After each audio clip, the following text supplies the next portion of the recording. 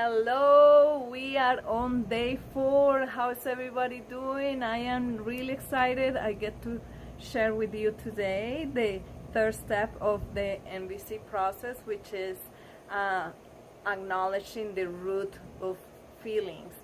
Needs. Yes, finally we get to talk about needs. And yesterday we were talking about how behind our actions and words there are feelings. Well, today we get to go a little bit deeper and see what's behind those feelings. So we need to start with the understanding that nothing people do or say, even though it might be a stimulus or a trigger for our feelings, is not the cause. Our feelings are the result of how we choose to receive what other people are doing or saying, or from our own needs or our expectations in a certain moment. So the idea is to accept responsibility for what we do to generate that feeling.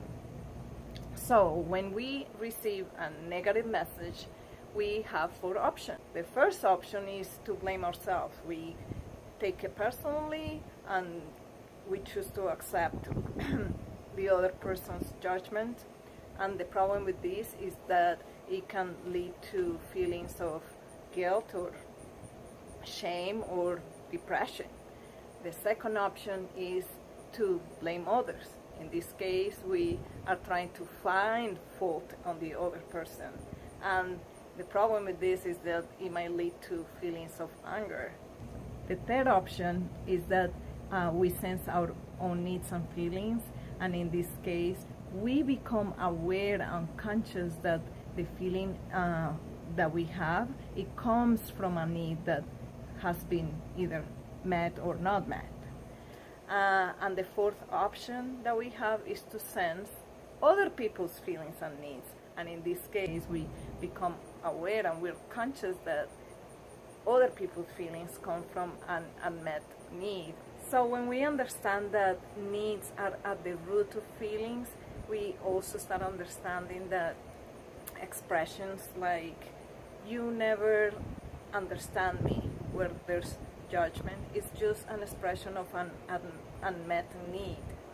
The problem is that people just tend to hear criticism and they start being self-defensive and then counterattack. And this happens because we have never been taught to think in terms of feelings, just only to think in terms of what's wrong with others when my needs are not being met. So instead of labeling somebody like lazy, irresponsible, and if we really want to get our needs met, then we should start talking about them instead of talking about what's wrong with other people. I really love that the book raised a question about if we have ever considered that maybe the reason why our needs are not being met is because we don't know, or because we haven't clearly stated what we want or what we need. To finish, the last thing that I want to mention is that through our development towards emotional liberation, we go through 3 different stages, and maybe as I mentioned them, maybe you can identify with one of them and where you're at right now. The first one is that we believe that we are responsible for everybody's feelings, and we tend to see people as burdens and we blame them and we start creating guilt.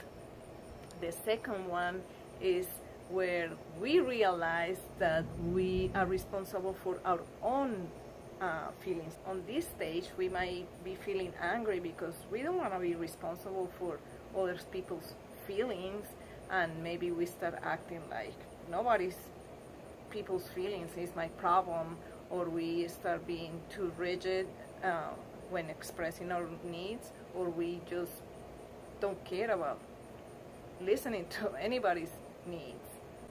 And the third stage is emotional liberation, when we are able to clearly express what we need, taking into account and being concerned for those needs of others.